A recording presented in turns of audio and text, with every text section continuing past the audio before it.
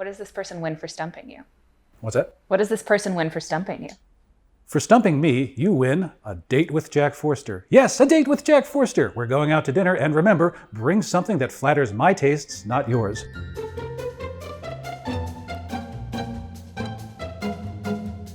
Hi, everybody. I'm Jack Forster, editor-in-chief at Hodinkee.com, and you're watching Hey Hodinkee, where you ask and we answer questions about, you guessed it, wristwatches. Let's get right into it. Hey Hodinkee, is there a difference between a caliber and a movement? If not, why do we have two words for the same exact thing? That's a very interesting question, and it's actually the kind of question that you wouldn't think to ask unless you've actually been around watches for a while. So the two terms, caliber and movement, they both refer to the mechanism inside the watch that's actually responsible for keeping time. So that's the main spring barrel, the gear train, the oscillator, the motion works that move the hands, anything other than the dial and the case and the strap or the bracelet. So that's the movement. People use the term caliber, however, when they want to talk about a specific movement. So, for example, you might say, the movement in my watch is making a funny noise. It sounds like my lawnmower when I try to start it up on a Sunday, which it shouldn't. If somebody asks, the movement in my watch is an ATA caliber 2892. So caliber usually precedes the actual number, which is the name of the movement. The origin of the term caliber is sort of interesting. It is a bit obscure. Those of you who are interested in firearms will probably recognize the term as a description of the diameter of the projectile that is fired from a gun. And the word is actually quite old. It goes back to the Middle Ages. It was originally Arabic, and it came to be used through a process that no one quite has been able to elucidate historically. It came to be used to refer to a watch movement as well, possibly because of the relationship between the diameter of a movement and the diameter of a projectile. Hey Hodinkee, I'm working on the final edits of a novel, and I'm trying to make sure that the HMT watch one of my characters wears, an heirloom from his father, was made in the 1970s. The easy answer is to give him a pilot, but I'd really like his watch to have a smaller, rectangular face. What HMTs from the 1970s might fit the bill? What HMTs from the 1970s might fit the bill?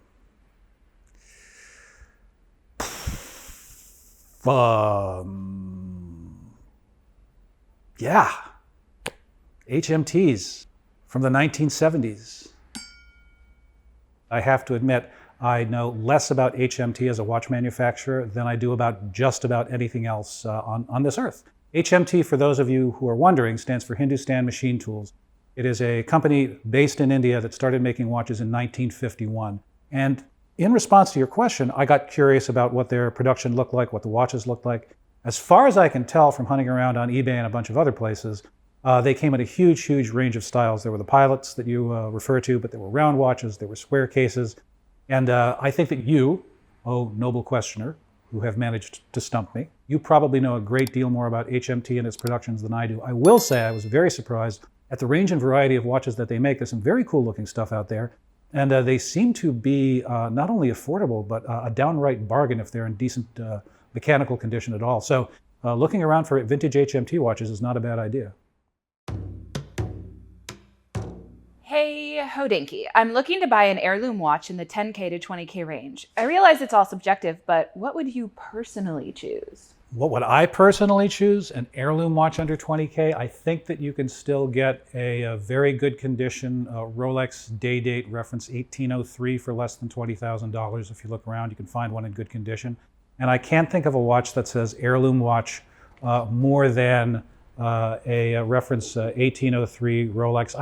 I really don't know why I'm thinking that. There's just something about that particular watch right at this moment for reasons that completely escape me that make me think it would be just a fantastic heirloom watch to have. Other than that, there are plenty of other options. A caliber 1861 Speedmaster, for example, a caliber 3861 Speedmaster, any number of vintage Seamasters, any number of vintage Omega time-only watches. I think it's still possible to get really nice ultra-thin Vacheron and Audemars dress watches with automatic movements from the 1960s. So all of these are heirloom watches, but heirloom watches in different ways.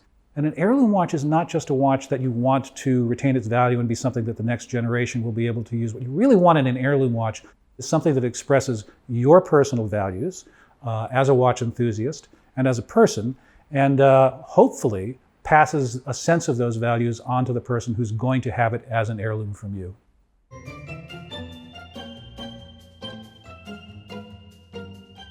Well, everyone, thank you so much for watching, and thank you for all the fantastic questions.